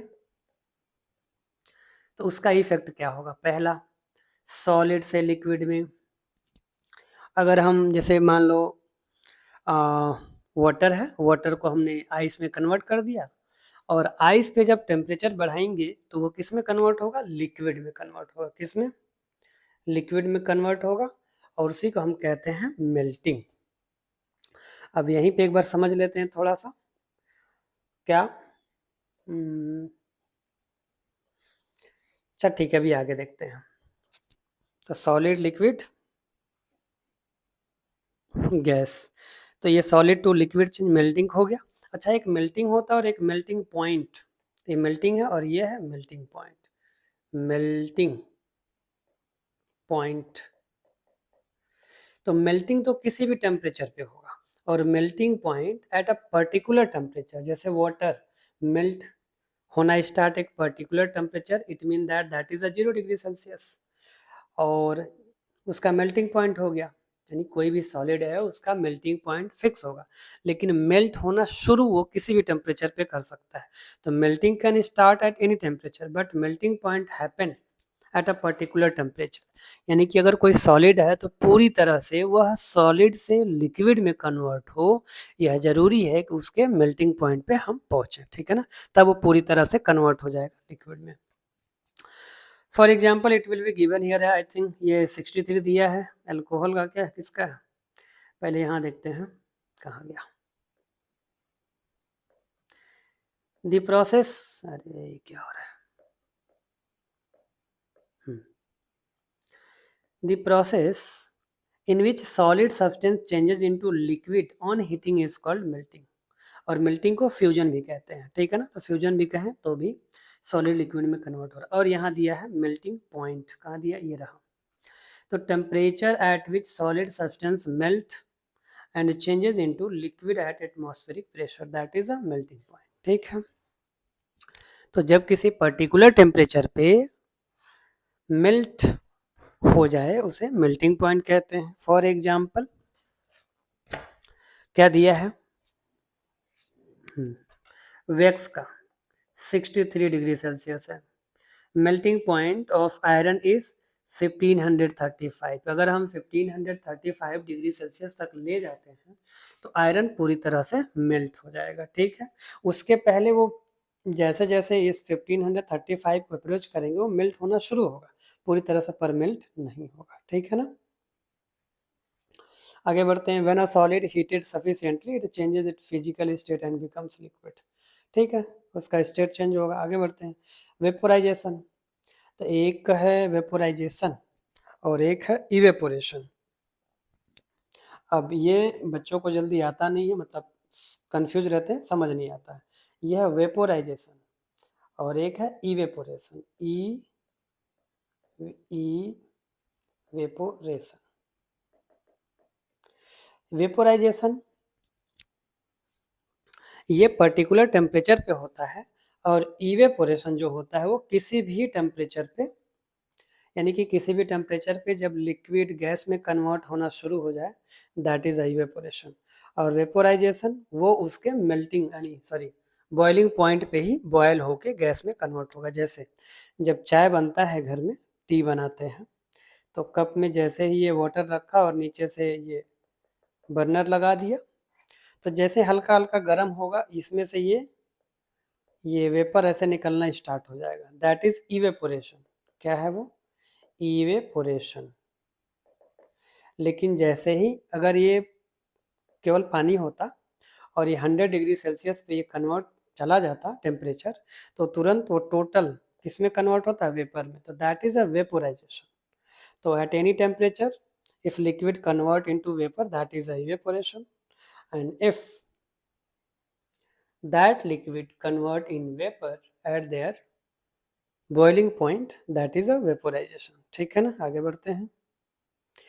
ठीक, आई होप यहाँ तक समझ में आ गया होगा। और यहाँ पे कुछ दिया है ये मैं बता दूं, ये 78 एल्कोहल का बॉइलिंग पॉइंट है। Boiling point of alcohol is 78, water का 100 डिग्री सेल्सियस, आयरन का 1535। I think it was here, हाँ 1535 degree Celsius is the boiling नहीं melting point of iron is 1535, क्योंकि आयरन सॉलिड होता है और सॉलिड से पहले लिक्विड में जाएगा फिर लिक्विड से गैस में जाएगा, ठीक है ना। ठीक है, आगे बढ़ते हैं। यहाँ पे मरकरी का दिया हुआ है, मरकरी का बॉइलिंग पॉइंट 357 हो गया। और हाँ, मरकरी जो कि Hg होता है, मरकरी यानी कि Hg, यह रूम टेम्परेचर पे लिक्विड होता है, liquid. And this is exception of metal, because Hg यानी कि मर्क्यूरी क्या है, मेटल है और मेटल जनरली सॉलिड होता है, ठीक है ना। बट ये लिक्विड होता है रूम टेम्परेचर पे, इसलिए केमिस्ट्री में यह एक्सेप्शन है। तो 357 is a what, is a boiling point of mercury, ठीक है। आगे बढ़ते हैं। When a liquid is heated, it changes its physical state and become a gas. तो लिक्विड को जब हम गर्म करते हैं तो वो किस में कन्वर्ट हो जाता है, गैस में कन्वर्ट हो जाता है। अब देखते हैं कंडेंसेशन। तो कंडेंसेशन जब गैस होता है उसको ठंडा करेंगे तो वह लिक्विड में कन्वर्ट होगा, दैट इज अ कंडेंसेशन। यहाँ पे दिया हुआ है the process of changing a gas या vapour to a liquid by cooling is called condensation. यानी कि जब लिक्विड को, जब स्टीम को या वेपर को जब हम ठंडा करेंगे तो लिक्विड में कन्वर्ट होगा, और वही लिक्विड जब कन्वर्ट हो जाता है लिक्विड में, मतलब गैस जब लिक्विड में कन्वर्ट हो जाता है, that is a condensation. Condense होना, ठंडा होना, ठीक है ना। और ठंडा होगा जब, अरे जब कुकर से सीटी कुकर देता है तो उसको किसी बर्तन से उसको कवर करना, फिर वो देखना कुछ समय बाद उसमें वाटर के ड्रॉपलेट आ जाएंगे और वह ड्रॉपलेट वाटर में कन्वर्ट हो जाएंगे, ठीक है ना। उसी की बात कर रहा। और फ्रीजिंग, फ्रीज कब होगा, जब लिक्विड होगा, क्या होगा, लिक्विड। तो लिक्विड से किस में जाएगा, सॉलिड से। तो लिक्विड से सॉलिड को फ्रीजिंग कहते हैं। अब एक फ्रीजिंग है और एक फ्रीजिंग पॉइंट। तो फ्रीजिंग किसी भी टेम्परेचर पे शुरू हो जाएगा, ठीक है ना, यानी जीरो, जीरो के बाद से, और मतलब पूरी तरह से फ्रीज हो जाना फ्रीजिंग पॉइंट कहलाता है, ठीक है ना। इसमें दिया है, एक मिनट। तो फ्रीजिंग क्या है यहाँ पे, the process of changing a liquid into solid bye cooling. मतलब जब हम ठंडा करते हैं तो सॉलिड कूल होके फ्रीज होना शुरू होता है। The process of changing a liquid into a solid bye cooling is called freezing. Solidification भी इसे कहते हैं, यानी सॉलिड में कन्वर्ट हो जाना। ये किस पे होता है, 0 डिग्री सेल्सियस पे, ठीक है। ठीक, आगे बढ़ते हैं। अब देखते हैं एक लेटेंट हीट। अच्छा, यहाँ पे देख लेते हैं, ये इसको एक डायग्राम बनाते हैं पहले, कुछ इस तरह से, ठीक है। ये हो जाएगा यहाँ पे सॉलिड,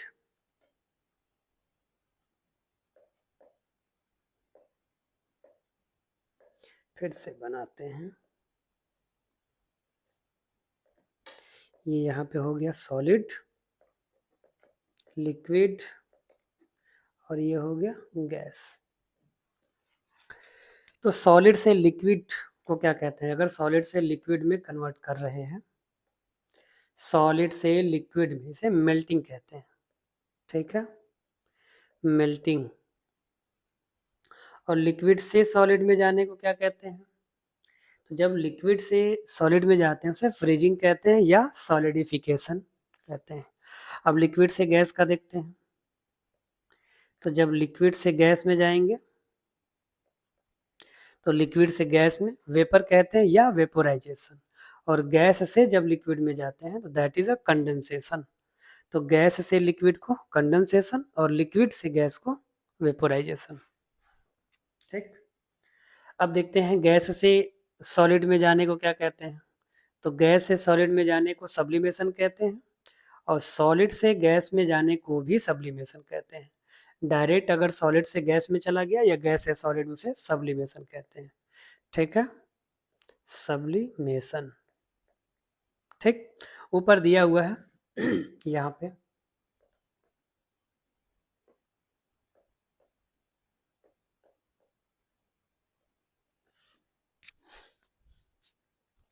तो ये रहा सॉलिड, ये सॉलिड है। और यह सॉलिड जब यहाँ पे लिक्विड में कन्वर्ट होगा तो मेल्ट हो जाएगा और फिर इसी लिक्विड को जब कूल करेंगे तो सॉलिड होगा। लिक्विड को फिर ये बॉयल करेंगे, हीट करेंगे तो गैस में होगा, और गैस को कंडेंस करेंगे, ठंडा करेंगे तो लिक्विड में होगा, ठीक है।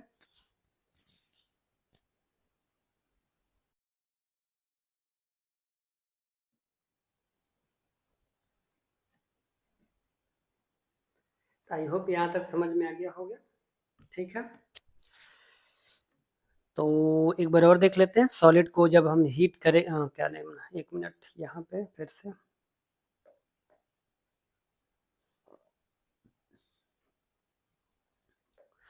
सॉलिड को अगर हीट करेंगे तो लिक्विड में कन्वर्ट होगा, फिर लिक्विड को अगर कूल करेंगे तो सॉलिड में कन्वर्ट होगा, और लिक्विड को हीट करेंगे तो वो गैस में कन्वर्ट होगा, फिर उसको ठंडा करेंगे तो लिक्विड में कन्वर्ट होगा, ठीक है ना।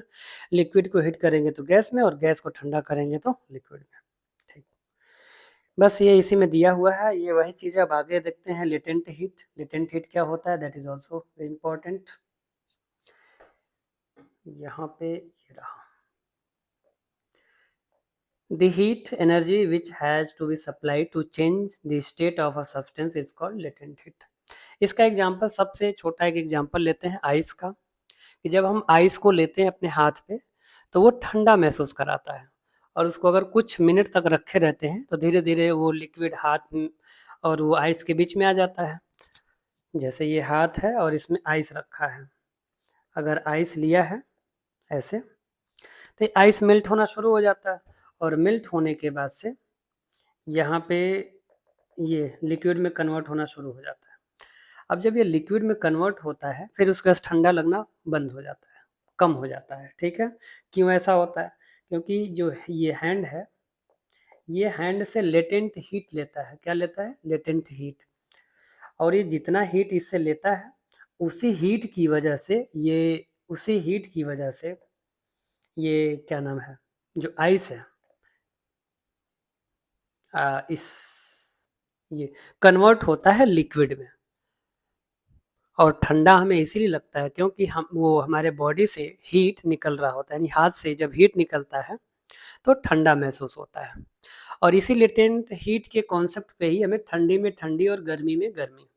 अब कुछ लोग तो ये कहेंगे, लो ठंडी में तो ठंडी लगेगी ही, गर्मी में गर्मी तो लगेगी ही। अरे लगता क्यों है, उसके पीछे का रीजन बता रहा हूँ। ठीक है, कि ठंडी में ठंडी क्यों लगती है, क्यों लगती है भैया? तो वो इसलिए लगती है, देखो 1 मिनट, ये हो गया आपका विंटर। ठीक, अगर कोई यहाँ पे ऐसे है, ये कोई बकलोलवा बकलोलिया जो भी है, विंटर चल रहा है, तो विंटर में हम कपड़े पहने रखते हैं। ठीक है, हमारी बॉडी वार्म होती है। और ये जो सराउंडिंग है, ये बाहर यानी चारों तरफ ये ऐसे सराउंडिंग में टेम्परेचर बहुत कम होता है। टेम्परेचर क्या होता है? डाउन होता है। हमारे बॉडी का टेम्परेचर ज़्यादा है, हमारे बॉडी का टेम्परेचर ज़्यादा और सराउंडिंग का टेम्परेचर कम है। तो जब बॉडी का टेम्परेचर ज़्यादा है, सराउंडिंग का कम है, तो बॉडी का टेम्परेचर ये सराउंडिंग में जब जाता है, ठीक है ना, ये फ्लो करता है, ये मतलब हाई से लो फ्लो करता है। ठीक है ना, तो जब बॉडी से टेम्परेचर ये सराउंडिंग में जाता है तो हमें ठंडी फील होती है। और यही सेम समर में होता है। समर में क्या होता है? ऐसे, तो समर के टाइम में बाहर एटमॉस्फेयर में टेम्परेचर अधिक होता है। टेम्परेचर क्या होता है? अधिक होता है। और बॉडी का टेम्परेचर कम होता है। तो बॉडी का टेम्परेचर कम होता है और सराउंडिंग का टेम्परेचर ज़्यादा। ये समर की बात चल रही है। तो ये सराउंडिंग से टेम्परेचर बॉडी में एब्जॉर्ब करता है, क्योंकि टेम्परेचर हाई से लो फ्लो करता है, तो इसलिए हमारी बॉडी उसे एब्जॉर्ब करती है। जब एब्जॉर्ब करेगी तो गर्मी तो फील करेगा ही। तो इसीलिए हमें गर्मी में गर्मी, क्योंकि गर्मी में टेम्परेचर बाहर का ज़्यादा हो गया और हमारी बॉडी उसे एब्जॉर्ब करने की कोशिश करती है। ठीक है, और ठंडी में वही अपोजिट होता है, हमारे बॉडी से टेम्परेचर बाहर निकलता है, तो जब बाहर निकलेगा तो हमें ठंडी महसूस होती है। और वो क्या होता है? हीट होता है हमारे बॉडी से जो निकलता है। ठीक है ना, आगे बढ़ते हैं। तो ये था क्या? Latent heat. तो the heat energy which has to be supplied to change the state of substance is called latent heat. जैसे कि आइस को लिक्विड में कन्वर्ट करने के लिए हीट का रिक्वायरमेंट होता है। ठीक है, the latent heat which is supplied to used up in overcoming the forces of attraction between the particle of substance during the changes of state। यानी ये लेटेंट हीट की आवश्यकता पड़ती क्यों है? तो वो इसीलिए कि अगर कोई सॉलिड हो गया, जैसे ये लिक्विड क्या नाम है, वाटर, वाटर अगर किसमें कन्वर्ट हो गया है? आइस में। आइस में कन्वर्ट हो गया तो सॉलिड हो गया, और सॉलिड के पार्टिकल पास पास होते हैं, उसमें फोर्स ऑफ अट्रैक्शन ज़्यादा होता है। तो उसी फोर्स ऑफ अट्रैक्शन को ब्रेक करने के लिए लेटेंट हीट की आवश्यकता होती है। ठीक है, तो इसीलिए लेटेंट हीट उसे ब्रेक करके फिर से लिक्विड में ले आता है। और यह दो तरह का होता है, एक लेटेंट हीट ऑफ फ्यूजन और एक लेटेंट हीट ऑफ वेपोराइजेशन।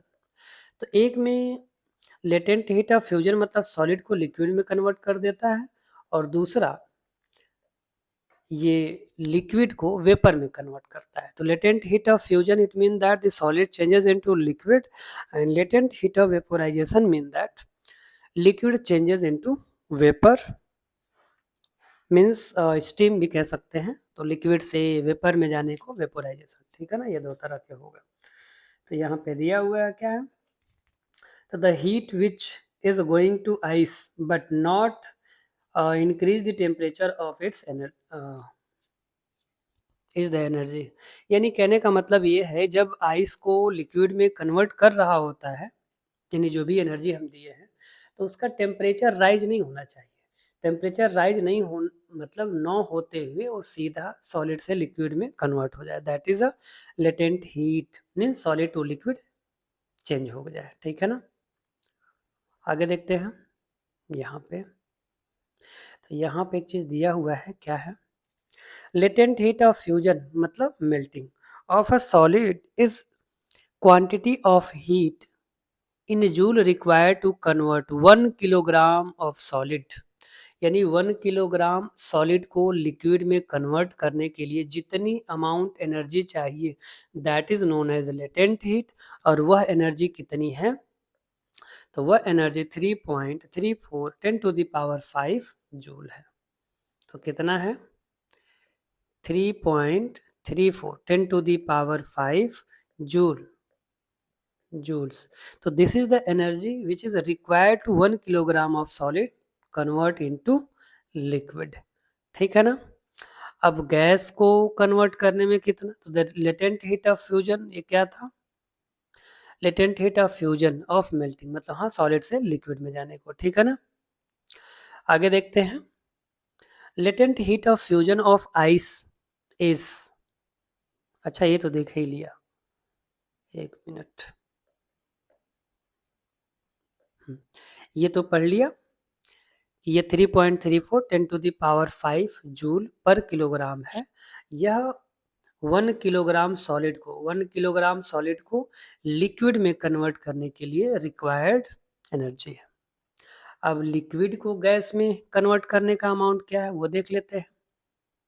तो भी दिया होगा 3.34 सॉलिड से लिक्विड। अब ये रहा लिक्विड से गैस में, इधर दिया है, कहाँ भैया, ये रहा छुप के बैठा,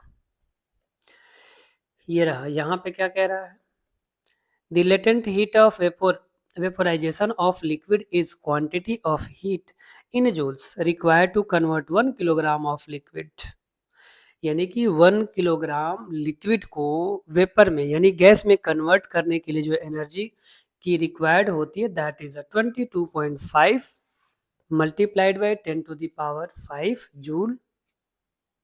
ठीक है। तो एक बार फिर से देख लेते हैं, जो सॉलिड से लिक्विड था उसके लिए एनर्जी था 3.34 10⁵ जूल, लेकिन जब लिक्विड को गैस में कन्वर्ट करेंगे तो उस केस में 22.5 10⁵ जूल।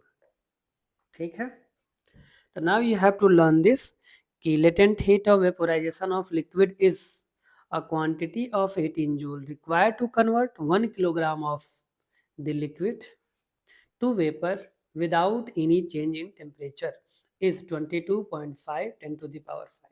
मतलब लिक्विड को गैस में कन्वर्ट करने के लिए कितना, 1 किलोग्राम ऑफ लिक्विड को कन्वर्ट करना है वेपर में और टेम्परेचर चेंज नहीं होना चाहिए। तो दैट एनर्जी इज 22.5 10⁵ जूल। और सॉलिड से लिक्विड में यानी 1 किलोग्राम सॉलिड को लिक्विड में कन्वर्ट करने के लिए 3.34 10⁵ जूल। ठीक है। Let's move forward. यहाँ आइस का एग्जांपल यहाँ पे दिया हुआ है। ठीक है। ओहो ये देखो बेचारे का हाथ जल गया, स्टीम से।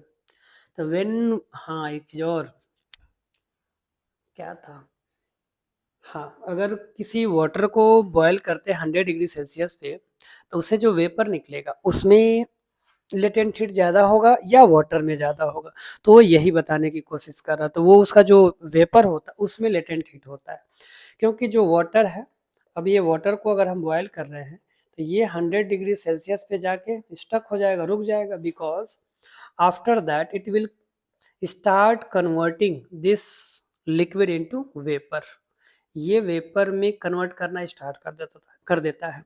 तो that's why it can not exceed this temperature from 100 degree Celsius, but ये जो वेपर है उसमें ही लेटेंट हीट अब एब्जॉर्ब होके ऊपर निकलने लगता है। ठीक है ना। इसी वजह से इसका हाथ जल गया है इस भाई साहब का, गलती से इन्होंने डाल दिया। तो लेट्स सी, देखते हैं क्या है ये। When water changes into steam, it absorbs latent heat. But when steam condenses to form water, an equal amount of latent heat is given out. ठीक है, यानी कि जब लिक्विड वेपर में कन्वर्ट होगा तो उसमें लेटेंट हीट होता है और लेटेंट हीट उसमें एब्जॉर्ब हो जाता है। फिर उसी वेपर को जब हम कन्वर्ट करते हैं लिक्विड में तो उतना ही अमाउंट इसे रिक्वायर होता है, चाहिए होता है। ठीक है ना। ओके, आगे बढ़ते हैं। सब्लिमेशन। तो सब्लिमेशन का मतलब ये है कि डायरेक्ट सॉलिड से गैस में कन्वर्ट हो जाए और डायरेक्ट जब गैस से सॉलिड में कन्वर्ट हो जाए, यानी कि गैस से सॉलिड में और सॉलिड से गैस में कन्वर्जन को ही क्या कहते हैं, सब्लिमेशन कहते हैं। ये है आपका दिया हुआ। अब आगे बढ़ते हैं, इसमें कुछ है नहीं, यहाँ पे दिया हुआ है डेफिनेशन, ये रहा। The changing of solid directly into vapour is called sublimation. और फिर यहाँ वेपर को डायरेक्टली सॉलिड में कन्वर्ट करने को सब्लिमेशन कहते हैं। Effect of change of pressure. Pressure का इफेक्ट क्या है? तो प्रेशर जब लगाएंगे, ये है गैस और ये कंप्रेस हो गया और कंप्रेस हो गया, तो ये है इफेक्ट ऑफ, यानी कि गैस पे जब हम कंप्रेस करेंगे यहाँ पे। हाँ, एक चीज़ और फिर से, वैसे जो पीछे देखे हैं वही है ये यहाँ पे, सॉलिड, लिक्विड, गैस। तो सॉलिड से लिक्विड में जाने को मेल्टिंग, और फिर लिक्विड से सॉलिड में जाने को फ्रीजिंग, लिक्विड से गैस में जाने को बॉइलिंग, गैस से लिक्विड में आने को कंडेंसेशन, गैस से सॉलिड में सब्लिमेशन, और सॉलिड से गैस में भी सब्लिमेशन। ठीक है। इसका नेफ्थलीन बॉल है, डायरेक्ट कैम्फर है, कपूर है, ये सब एग्जाम्पल ऑफ ये क्या है, सब्लिमेशन, जो डायरेक्ट चेंज होता है। यहाँ पे दिया है naphthalene ball, naphthalene, camphor, these are example of the sublimation. Okay, now let's move. फिर ये इवेपोरेशन जो देख चुके हैं। इवेपोरेशन क्या है? किसी भी टेम्परेचर पे लिक्विड वेपर में कन्वर्ट होने को इवेपोरेशन कहते हैं। डेफिनेशन यहाँ पे दिया है, ये रहा definition. The process of liquid changing into vapour even below it's boiling point is called evaporation. और बॉइलिंग पॉइंट पे वेपोराइजेशन होता है। ठीक है। हाँ, अब ये जरूरी है, ये देख लेते हैं फैक्टर अफेक्टिंग इवेपोरेशन। ये इसके 4 फैक्टर हैं इवेपोरेशन के। पहला है टेम्परेचर,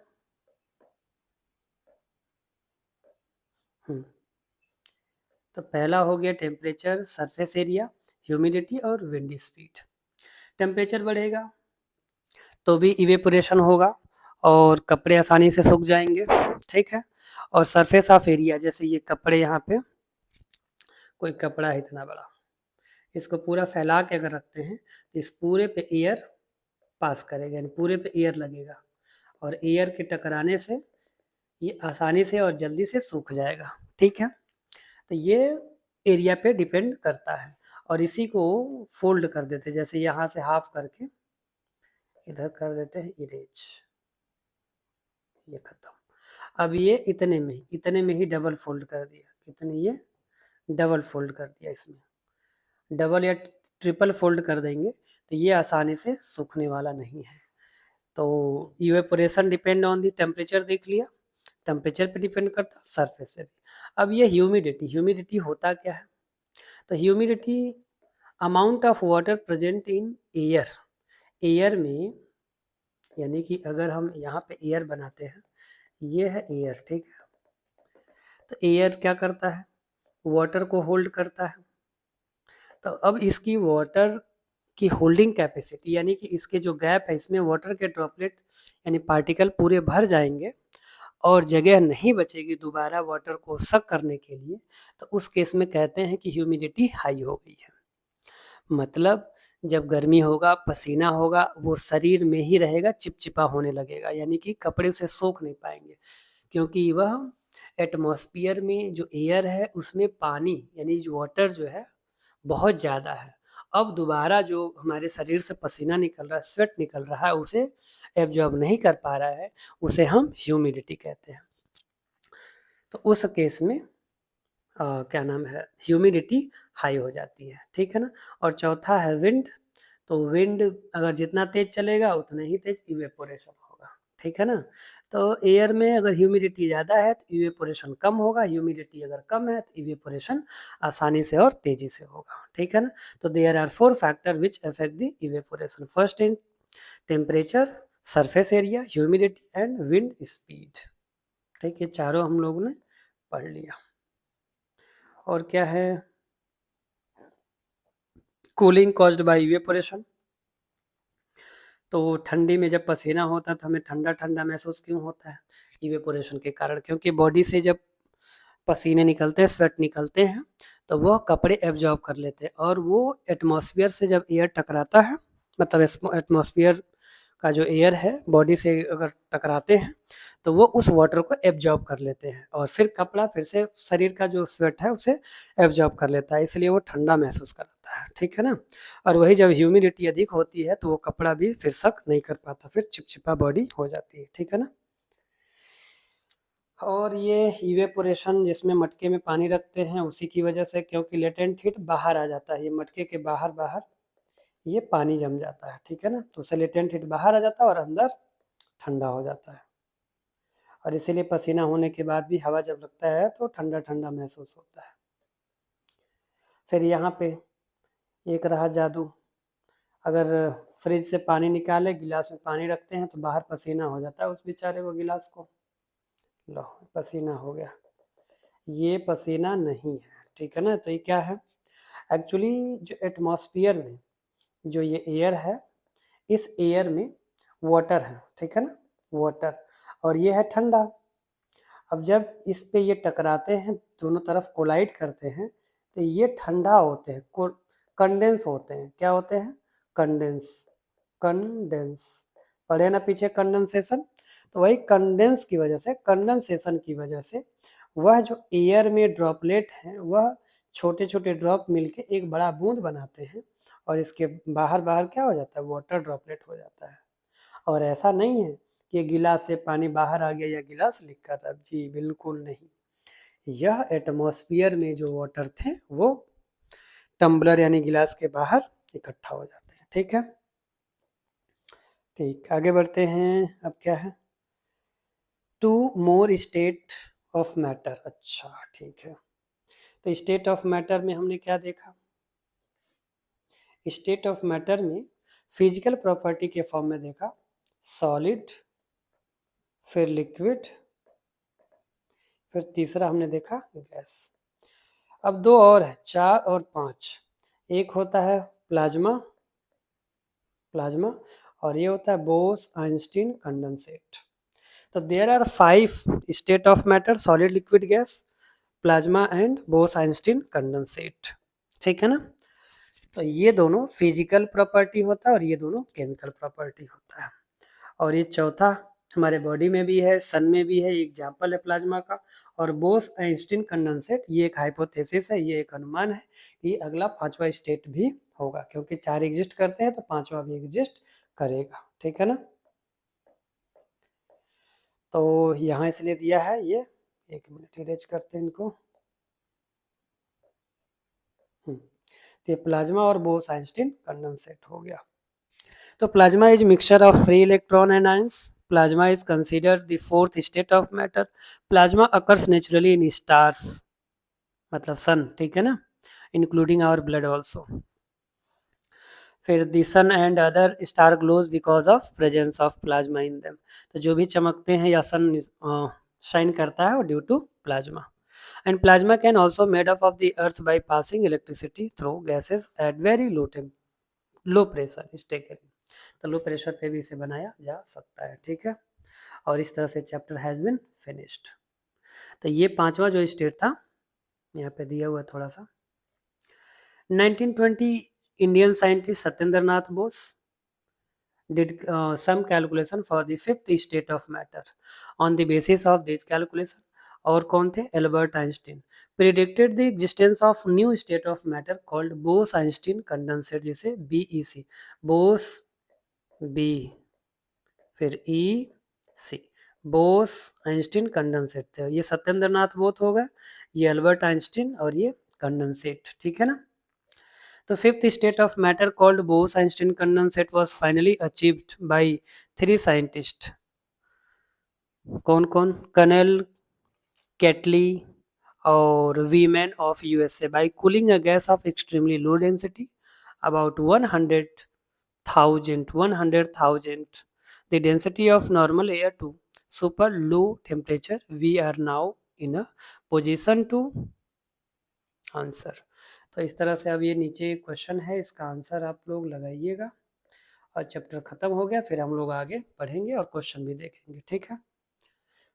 तब तक आप अपना ख्याल करें, ख्याल रखिए, पढ़ाई करते रहिए, फिर मिलेंगे अगले लेक्चर।